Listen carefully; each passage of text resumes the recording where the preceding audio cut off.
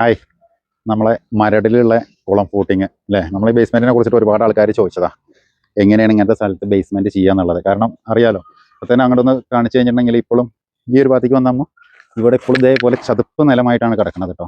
അതായത് ഈ ഇതേ ഒരു ലെവലിൽ നിന്നാണ് നമ്മൾ ഈ ഒരു ബേസ്മെൻറ്റ് ഉണ്ടാക്കിയത്. വെള്ളം നിൽക്കണുണ്ടോ? എത്രയും വെള്ളം നിൽക്കുന്ന സ്ഥലത്തായിരുന്നു നമ്മളിതിൻ്റെ ഒരു ബേസ്മെൻറ്റിൻ്റെ വർക്ക് തുടങ്ങിയത്. അപ്പോൾ എങ്ങനെയാണ് ഇങ്ങനത്തെ സ്ഥലത്ത് ബേസ്മെൻറ്റ് ചെയ്തതെന്നുള്ളത് ഞാൻ 2 പ്രാവശ്യമൊക്കെ ആയിട്ട് വീഡിയോ ഇട്ടിട്ടുണ്ട്. വീഡിയോൻ്റെ പേര് തന്നെ കുളം ഫൂട്ടിംഗ് എന്നായിരുന്നു. കുളം ഫൂട്ടിംഗ് എന്നുള്ളത് ഒഴിവാക്കിയിട്ട് ഫുട്ടിംഗ് ഇൻ പോണ്ട് എന്നായിരുന്നു.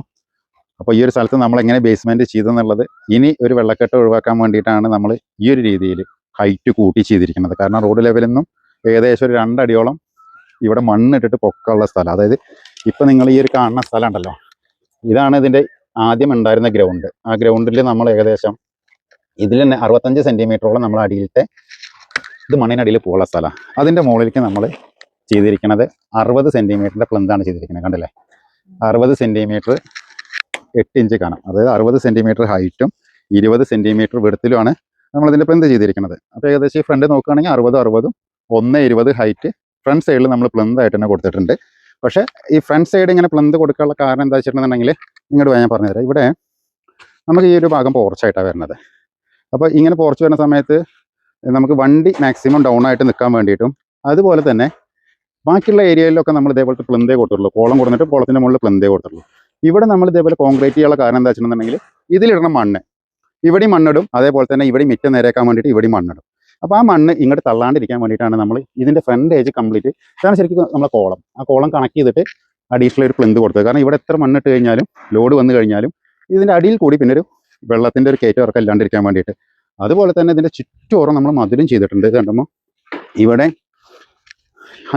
ഏകദേശം 5 അടിയിൽ കൂടുതലുണ്ട് തോന്നണോ, 5 അടിയോളം മതിൽ ചെയ്തിട്ടുണ്ട്.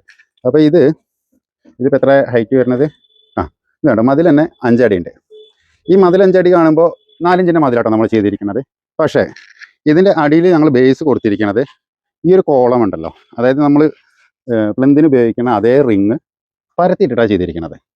അതായത് പരത്തിയിട്ടിട്ട് ആ റിങ്ങുമെന്നാണ് നമ്മൾ ഈ മതിൽ കൊടുത്തിരിക്കുന്നത്. അപ്പോൾ ഈ 50-60 സെൻറ്റിമീറ്ററിൻ്റെ ഒരു ബേസിൻ്റെ മുകളിൽ നിന്നാണ് നമ്മൾ ആ 4 ഇഞ്ചിൻ്റെ മതിൽ മുകളിലേക്ക് കൊടുത്തിരിക്കുന്നത്. അല്ലാണ്ട് നമുക്ക് സാധാരണ ചുമര് വെക്കണ മാതിരിയല്ല. ചില ആൾക്കാർ ഈ മതിൽ പണിക്ക് ഇങ്ങനെ ചോദിക്കും, മതിൽ വെക്കാൻ സുഖമല്ലേ, മതിൽ വെക്കാൻ സുഖമല്ലേ. ഈ മതിലിൻ്റെ ഒരു പ്രത്യേകത എന്താ വെച്ചാൽ 4 ഇഞ്ച് ചുമരാണ്. ഇപ്പോൾ നമ്മൾ വീട്ടിൽ 4 ഇഞ്ച് ചുമര് വെക്കുന്ന സമയത്ത് 4 ഇഞ്ച് ചുമരാണെങ്കിൽ ഇപ്പം നിങ്ങൾ ഈ കമ്പി കണ്ണില്ലേ, ഈ കമ്പി നേരെ പോയിട്ട് മെയിൻ സ്ലാബിൽ ലോക്കാവും. നേരെ മറിച്ച് മതിൽ മാക്സിമം ഒരു 5 അടിയൊക്കെയുള്ള 4 ഇഞ്ചിൽ ചെയ്യാൻ പറ്റുക. അതിൻ്റെ കാരണം ഇതാണ്. ഇതിപ്പോൾ ഞാൻ നേരത്തെ പറഞ്ഞ പോലെ ഇത് L ഷേപ്പിലാണ് വന്നിരിക്കുന്നത്. അടിയിൽ നമ്മൾ പ്ലന്ത് കടത്തിയിടുന്ന മാതിരി ഇട്ടിട്ട് അതിൻ്റെ മുകളിലത്തെ കമ്പിമെന്നാണ് ഈ മതിൽ വന്നിരിക്കുന്നത്. ഇതൊരു 10 അടി ഹൈറ്റിലൊക്കെ ചെയ്യുമ്പോൾ എന്താ പ്രശ്നം വെച്ചാൽ ഇതിന് ഒലഞ്ചാൻ ചാൻസ് കൂടും. കാരണം നമുക്ക് മുകളിൽ ഒരു സപ്പോർട്ടും കിട്ടില്ല. നേരെ മറിച്ച് വീടാണെന്നുണ്ടെന്നുണ്ടെങ്കിൽ ഈ മുകളിലത്തെ കമ്പി നേരെ 4 റൂമിൻ്റെ സ്ലാബിൽ ലോക്കാവും. അതാണ് അത് തമ്മിലുള്ള വ്യത്യാസം. വലിയ മതിലൊക്കെ പണിയാണെന്നുണ്ടെങ്കിൽ റിട്ടേൺ വാൾ ചെയ്യണ പോലെ 8 ഇഞ്ചിലോ കനം കൂട്ടിയിട്ടൊക്കെ ചെയ്യേണ്ടി വരും. അല്ലാണ്ട് മണ്ണിട്ട് ലോഡാക്കാനാണെങ്കിൽ മണ്ണ് തീർച്ചയായിട്ടും തള്ളും. അപ്പോൾ ഇവിടെ എന്ന് പറഞ്ഞു കഴിഞ്ഞാൽ ഞാൻ നേരത്തെ കാണിച്ചു തന്നെ ഇതാണ് ഇതിൻ്റെ മിറ്റൻ ലെവൽ വരാൻ പോണത്. അപ്പോൾ ഈ മിറ്റൻ ലെവൽ വരുന്ന സമയത്ത് ഏകദേശം ഈ ഒരു മതിൽ കണ്ടില്ലേ, പകുതിയില്ല, ഒരു 3 അടിയുള്ള മുകളിലേക്ക് ഉണ്ടായിരിക്കാം. ബാക്കി കംപ്ലീറ്റ് ഇവിടെ മണ്ണിട്ടിട്ട് ഫില്ല് ചെയ്യാൻ പോവുക. അപ്പോൾ ഈ മണ്ണും തന്നെ, ഈ മണ്ണ് ഇവിടെ ഇട്ട് ഫില്ല് ചെയ്യുന്ന സമയത്ത് നമുക്ക് പ്ലന്തിൻ്റെ ഉള്ളിൽ മണ്ണ് വരും, ഇവിടെയും മണ്ണ് വരും. അപ്പോൾ ആ മണ്ണ് പുറത്തേക്ക് തള്ളാണ്ടിരിക്കാനും കൂടിയിട്ട് വേണ്ടിയിട്ടാണ് നമ്മൾ ഈ ഒരു പ്ലോട്ടിൽ ഈ 3 സൈഡ് C ഷേപ്പിൽ ആദ്യം മതിൽ ചെയ്തത്. സാധാരണ നമ്മൾ ബേസ്മെൻറ്റ് ചെയ്യുമ്പോൾ മതിൽ ചെയ്യേണ്ട ഒരു ആവശ്യം വരാറില്ല. പക്ഷേ നേരത്തെ പറഞ്ഞ പോലെ തന്നെ കുളം ഫൂട്ടിംഗ് എന്ന് പറഞ്ഞ പോലെ ഇത് കുളമാണല്ലോ, 3 സൈഡും താഴ്ന്ന് കിടക്കുന്ന സ്ഥലമാണ്. അപ്പം നമ്മൾ ഇത്രയും ഹൈറ്റിൽ പ്ലന്ത് ചെയ്യുന്ന സമയത്ത് നമുക്ക് ഇതിൻ്റെ ഉള്ളിലിടുന്ന മണ്ണ് പുറത്തേക്ക് തള്ളാണ്ടിരിക്കാൻ സൈഡിൽ മതിൽ കെട്ടിയേ മതിയാവുള്ളൂ. അല്ലാന്നുണ്ടെന്നുണ്ടെങ്കിൽ നമുക്ക് ഉള്ളിലിടുന്ന മണ്ണുകളെല്ലാം സൈഡിൽ കൂടി തള്ളിപ്പോവും. അതുകൊണ്ടാണ് ഇതിൻ്റെ 3 സൈഡ് നമ്മൾ ഇതേപോലെ മതിൽ കെട്ടിയത് കേട്ടോ.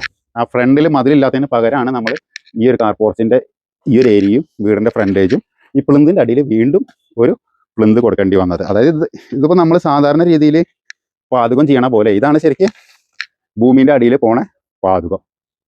ഇതിൻ്റെ മുകളിൽ ഇത്രയാണ് ശരിക്കും നമ്മൾ പ്ലന്ത് പറയാം. ഇത് മണ്ണിൻ്റെ അടിയിൽ പോണ ഭാഗം. ഇനി ഈ ബേസ്മെൻറ്റ് സാധാരണ രീതിയിൽ കല്ലിലൊക്കെ ചെയ്യാൻ പറ്റുമെന്ന് നമ്മളോട് ഒരുപാട് ആൾക്കാർ ചോദിക്കാറുണ്ട്. ഞങ്ങളാണ് വീട് പണിയുന്നുണ്ടെങ്കിൽ, അതായത് കോൺക്രീറ്റ് സ്ട്രക്ചറിലാണ് വീട് പണിയുന്നുണ്ടെന്നുണ്ടെങ്കിൽ നിങ്ങൾക്ക് ഒരു എക്സാമ്പിൾ പറഞ്ഞുതരാം. ഇത് ഭൂമിൻ്റെ അടിയെന്ന് വിചാരിച്ചോളൂ. ഞാൻ നേരത്തെ പറഞ്ഞല്ലോ ഇത് മണ്ണിൻ്റെ അടിയിൽ പോണ ഭാഗമാണെന്ന്. സാധാരണ ഒരു വീടിനെ എടുക്കുന്ന സമയത്ത് ഇതേ രീതി തന്നെ ചെയ്യുക. ഒരു 2 അടി ഡെപ്ത് എടുക്കും ഭൂമിൻ്റെ അടിയിലേക്ക്.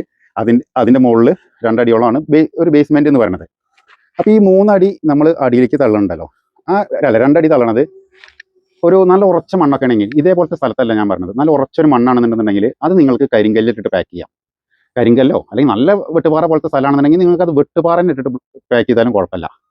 എന്നിട്ട് അതിൻ്റെ മുകളിലേക്ക് ഈ ഒരു വരുന്ന ഒരു 60 സെൻറ്റിമീറ്റർ, അത് സാധാരണ ഇപ്പോൾ എല്ലാവരും ചെയ്യുക കരിങ്കല്ലിൽ കെട്ടും.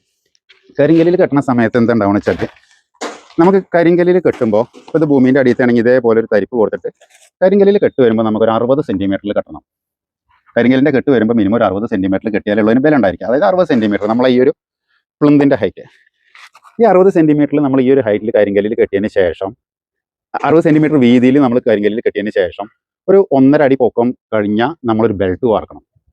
ആ ബെൽറ്റ് വാർക്കുന്നത് ശരിക്ക് ആ വീടിൻ്റെ ബേസ്മെൻറ്റിന് സ്ട്രെങ്ത് കിട്ടാനാണെന്നുണ്ടെങ്കിൽ എത്രയാണോ നമ്മൾ കരിങ്കല്ലിൽ കെട്ടിയിരിക്കുന്നത് അത്രയും വീതിയിൽ നമുക്കതിൻ്റെ ബെൽറ്റ് നിർബന്ധമായിട്ട് മാർക്കണം. ചില ആൾക്കാർ ഇപ്പോൾ ഇത് കരിങ്കല്ലിൽ കെട്ടാണെന്നുണ്ടെങ്കിൽ ഒരു കല്ലിൻ്റെ 20 സെൻറ്റിമീറ്ററിനൊക്കെ ആക്കിയിട്ട് ബെൽറ്റ് ഇടും, ബാക്കി അങ്ങനെ കരിങ്കല്ലാക്കിയിട്ട് തന്നെ ഇടും. വേസ്റ്റാണത്. അങ്ങനെ ചെയ്തിട്ട് ഒരു കാര്യമില്ല. ചെയ്യുകയാണെന്നുണ്ടെങ്കിൽ ആ കരിങ്കല്ലിന് മൊത്തം കൂട്ടിപ്പിടുത്തം വരാൻ വേണ്ടിയിട്ടാണ് നമ്മൾ ബെൽറ്റ് വാർക്കുന്നത്. ആ ബെൽറ്റ് വാർക്കുന്ന സമയത്ത് നമുക്കത് 60 സെൻറ്റിമീറ്റർ തന്നെ വാർക്കണം. അപ്പോൾ നമ്മളെ രീതിയിലാണ് വീട് ചെയ്യുന്നത് വെച്ചിട്ടുണ്ടെങ്കിൽ അതിലുള്ളൊരു ഗുണം ഞാൻ പറഞ്ഞുതരാം. ഇപ്പോൾ നിങ്ങൾ ഭൂമിൻ്റെ അടിയിൽ ഞാൻ നേരത്തെ പറഞ്ഞ പോലെ നിങ്ങൾ കരിങ്കല്ലിട്ടിട്ടോ അല്ലെങ്കിൽ വെട്ടുകല്ലിട്ടിട്ടോ ഈ ഹൈറ്റ് വരെ പാക്ക് ചെയ്തു. ഇതാണ് ഇപ്പോൾ നിങ്ങളുടെ ഫ്ലോറിൻ്റെ സെയിം ഹൈറ്റ് വരുന്ന വെച്ചാൽ ഇതിൻ്റെ മുകളിലേക്ക് നിങ്ങൾ കരിങ്കല്ലിട്ടിട്ട് കെട്ടുന്നതിന് പകരം നിങ്ങൾ മുകളിൽ വാർക്കണ ഒരു ബെൽറ്റ് ഉണ്ടല്ലോ, ഞാൻ പറഞ്ഞു ആ ബെൽറ്റ് ഒരു ബെൽറ്റ് ചെയ്യുമ്പോൾ 20 സെൻറ്റിമീറ്റർ ഹൈറ്റ് വേണം. അതായത് ഇത്ര ഹൈറ്റ് വേണം ബെൽറ്റിന്. പക്ഷേ നമ്മൾ കരിങ്കല്ലിൻ്റെ കെട്ട് വരുന്നതോ 60 സെൻറ്റിമീറ്ററാണ്. അപ്പോൾ ശരിക്കും എന്താ ചെയ്താൽ ഈ ഭൂമിൻ്റെ അടിയിൽ മാത്രം കല്ലുകൊണ്ടോ അല്ലെങ്കിൽ എന്തെങ്കിലും ഇട്ടിട്ട് പാക്കിങ് കൊടുത്തിട്ട് കറക്റ്റ് സ്ട്രോങ് ആക്കി കഴിഞ്ഞാൽ ശരിക്കും പിന്നെ അതിൻ്റെ മുകളിലേക്ക് കരിങ്കല്ലിട്ട് കെട്ടേണ്ട ആവശ്യം വരുന്നില്ല. ഞങ്ങളുടെ രീതിയിൽ ചെയ്യുകയാണെങ്കിൽ നിങ്ങൾ ആ കരിങ്കല്ലിട്ടിട്ട് ചെയ്യണ ബെൽറ്റ് വറക്കണ ഒരു ബെൽറ്റിൻ്റെ സൈസ് എന്ന് പറയുന്നതാണ് ശരിക്കും ഈ ഒരു പ്ലിന്തിൻ്റെ സൈസ്. മനസ്സിലായോ? അതായത് 60 സെൻറ്റിമീറ്റർ കരിങ്കല്ല് കെട്ടിൻ്റെ വീതി, ബെൽറ്റിൻ്റെ വണ്ണം വരുന്നത് 20 സെൻറ്റിമീറ്റർ, അതായത് ഈ 20 സെൻറ്റിമീറ്റർ. അപ്പോൾ അത് ആ ബെൽറ്റ് പരത്തി ചെയ്യണതിന് പകരം ഇതുപോലെ ചെയ്ത് കഴിഞ്ഞാൽ നിങ്ങൾക്ക് പ്ലിന്ത്, അതായത് ഇപ്പോൾ ഞങ്ങൾ ചെയ്ത പോലത്തെ പ്ലിന്തായിട്ട് മാറും ചെയ്യും. കരിങ്കല്ല് അപ്പോൾ കരിങ്കല്ല് കെട്ടുകയാണെന്നുണ്ടെങ്കിൽ ആ കരിങ്കല്ലിൻ്റെ പൈസ, ആ കെട്ടുകൂലി അത്രയും പൈസ ശരിക്കും നിങ്ങൾക്ക് നഷ്ടമാണ്. ഞാനിത് ഇത്രയും ഡീറ്റെയിൽ ആയിട്ട് പറയാൻ കാരണം എന്താ വെച്ചിട്ടുണ്ടെങ്കിൽ ബേസ്മെൻറ്റിൽ നമുക്ക് നല്ലൊരു എക്സ്പെൻസ് വരും. കാരണം നിങ്ങളിപ്പോൾ ഈ കണ്ടില്ലേ ഇതേപോലത്തെ ഒരു ബേസ്മെൻറ്റ് ഇടാനാണെങ്കിൽ സാധാരണ ബേസ്മെൻറ്റ് ഇടുന്നേക്കാളും റേറ്റ് കൂടും. അത് ഇതിൻ്റെ കുറച്ച് വർക്ക് നടക്കുന്ന സമയത്ത് നിങ്ങൾക്ക് വീഡിയോ കണ്ടിട്ടുണ്ടെങ്കിൽ മനസ്സിലാവും. നമ്മൾ ഒരു പ്ലിന്തിന് കുഴിയെടുക്കുന്ന സമയത്ത് തന്നെ ഫുള്ള് വെള്ളം വരുന്ന ഒരു അവസ്ഥ. സാധാരണ നമുക്കൊരു ഇതിനാകെ 10-12 കോളേ ഉള്ളൂ. ശരിക്കും 10-12 കോളത്തിന് ഒറ്റ ദിവസം തന്നെ പുട്ടിങ് ചെയ്യാവുന്നതാണ്. പക്ഷെ ഞങ്ങൾ ഈ ഒരു ബേസ്മെൻറ്റിൽ ചെയ്തത് ഓരോ ദിവസം 2-3 പുട്ടിങ്ങാണ്. കാരണം എന്താ വെച്ചിട്ടുണ്ടെങ്കിൽ ഇങ്ങനെ വെള്ളം അടിച്ച് പറ്റിച്ചിട്ടൊക്കെ വേണം നമുക്ക് പുട്ടിങ് ചെയ്യാനായിട്ട്. അപ്പോൾ അങ്ങനെയൊക്കെ വരുന്ന സമയത്ത് ബേസ്മെൻറ്റിൻ്റെ പ്രൈസിൽ വ്യത്യാസം വരും. ഞാനിത് ഇത്രയും ഡീറ്റെയിൽ ആയിട്ട് പറഞ്ഞുതരാൻ കാരണം കരിങ്കല്ലിൽ ബേസ്മെൻറ്റ് അത് ഓരോ സ്ഥലത്തിനനുസരിച്ചിരിക്കും. കരിങ്കല്ലിൽ ബേസ്മെൻറ്റ് ഇടുകയാണെന്നുണ്ടെങ്കിൽ ചില ആൾക്കാർ ഇങ്ങനെ പറയാറുണ്ട്, അപ്പോൾ നിങ്ങൾക്ക് കരിങ്കല്ല് കെട്ടിയിട്ട് നമ്മൾ അതിൻ്റെ മുകളിൽ ബെൽറ്റ് ഇട്ട് തന്നാൽ പോരെ എന്ന് ചോദിക്കാറുണ്ട്. അപ്പം ബെൽറ്റ് ഇട്ട് തരുന്നതിനുള്ളൊരു ബെൽറ്റിൻ്റെ ഒരു ഗുണമാണ് ഞാൻ പറഞ്ഞത്. ബെൽറ്റ് നമ്മൾ 60 സെൻറ്റിമീറ്ററിൽ പരത്തിയിടുന്നതിന് പകരം ആ 60 സെൻറ്റിമീറ്ററിൽ നമ്മൾ പരത്തിയിടുന്ന ബെൽറ്റ് നിർത്തി വെച്ച് കഴിഞ്ഞാൽ തന്നെ പ്ലിന്തായി. എക്സ്പെൻസ് വൈസ് നോക്കുകയാണെങ്കിൽ കോൺക്രീറ്റ് എല്ലാം സെയിമാണ് വരും. 20 സെൻറ്റിമീറ്റർ കാരണം 60 സെൻറ്റിമീറ്റർ വീതിയാണെന്നുണ്ടെങ്കിൽ പ്ലിന്തിൻ്റെ എത്രയോ കോൺക്രീറ്റ് വേണ്ടത് അതേ കോൺക്രീറ്റ് തന്നെയാണ് നമുക്ക് ബെൽറ്റിലും വരിക. പക്ഷേ വർക്ക് വൈസ് നമുക്ക് ഡിഫറൻസ് വരും. കാരണം ഇതേപോലത്തെ ഒരു പ്ലിന്ത് ഇങ്ങനെ കറക്റ്റായിട്ട് അടിക്കണമെന്നുണ്ടെങ്കിൽ അതിനനുസരിച്ചുള്ള ഷട്ടറിങ് ഷീറ്റ് വേണം. ഇപ്പോൾ നിങ്ങൾ ഈ കാണില്ലേ ഈ രീതിയിൽ അടിക്കണമെന്നുണ്ടെങ്കിൽ ഇതേപോലത്തെ കോർണർ പീസുകൾ വേണം. അപ്പോൾ അത് പ്ലിന്തിൻ്റെ കറക്റ്റ് പ്രോപ്പർ ആയിട്ടുള്ള സാധനം വെച്ച് അടിച്ച് കഴിഞ്ഞാലേ ഉള്ളൂ ശരിയാവും. ഇപ്പോൾ നമ്മളിങ്ങനെ പരന്ന് കിടക്കുന്ന കരിങ്കല്ലിൻ്റെ മുകളിൽ 2 സൈഡ് പലക ചാരി ബെൽറ്റ് വറക്കണ ആ ലേബറല്ല നമ്മൾ പ്ലിന്ത് വറക്കുമ്പോൾ വരിക. ആ ഒരു വ്യത്യാസം വരും കേട്ടോ. പക്ഷേ ഏറ്റവും കൂടുതൽ സ്ട്രെങ്ത് അതായിരിക്കും. കാരണം നിങ്ങളിപ്പോൾ ഇതന്നെ അവസ്ഥ, ഇത് ഭൂമി ലെവലായിട്ട് നിൽക്കണം. ഇതിൻ്റെ മുകളിലേക്ക് നിങ്ങൾ കരിങ്കല്ലിലോ ഒന്നിലും കെട്ടേണ്ട ആവശ്യമില്ല. ഇപ്പോൾ കരിങ്കല്ലിൽ ഞാൻ പറഞ്ഞ പോലെയാണെങ്കിൽ 1.5 അടി നിങ്ങൾ ഈ ഹൈറ്റ് വരെ കെട്ടിയിട്ട് അതിൻ്റെ മുകളിൽ